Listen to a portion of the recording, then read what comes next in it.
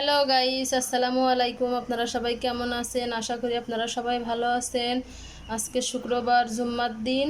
আজকে আমি কি তরকারি রান্না করব সেই ভিডিও আপনাদের সাথে শেয়ার করব। এই যে আজকে দুপুরে আমি রান্না করব গরুর মাংস। এই যে গরুর মাংসগুলো সুন্দরভাবে কেটে ধুয়ে নিয়েছি, আর তার সাথে এই যে পেঁয়াজ কুচি করেছি, মরিচ কেটে নিয়েছি, আলু কেটে নিয়েছি, আর কিছু মশলা বেটে নিয়েছি। এবার আমি কিভাবে রান্না করব সেই ভিডিও আপনাদের সাথে শেয়ার করব। এই যে আমি চুলার পারে একটা কড়াই বসিয়ে নিয়েছি। এবার সয়াবিন তেল দিয়ে দিব।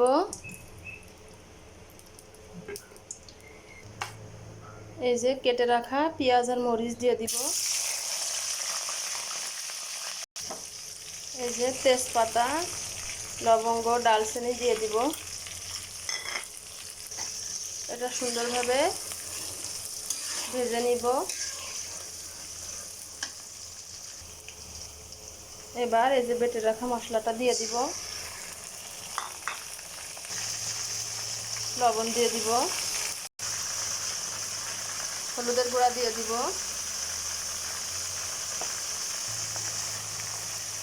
অল্প পরিমাণ মরিচের গুঁড়া দিয়ে দিব। সুন্দরভাবে মশলাটা কষিয়ে নিব।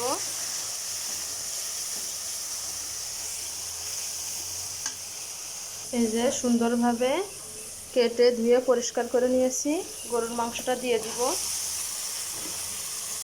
সুন্দরভাবে নাড়াচাড়া করে নিব।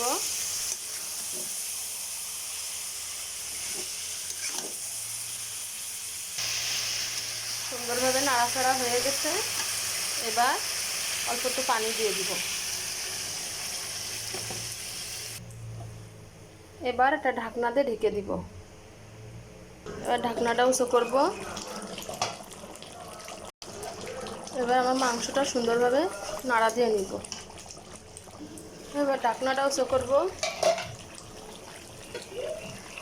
মাংসটা সুন্দরভাবে নাড়াচাড়া করে নিব। এবার এই যে কেটে রাখা আলু দিয়ে দিব। এবার আলু দেওয়া হয়ে গেছে, এটা সুন্দরভাবে নাড়াচাড়া করে নিব। এবার সুন্দরভাবে কষিয়ে নিব।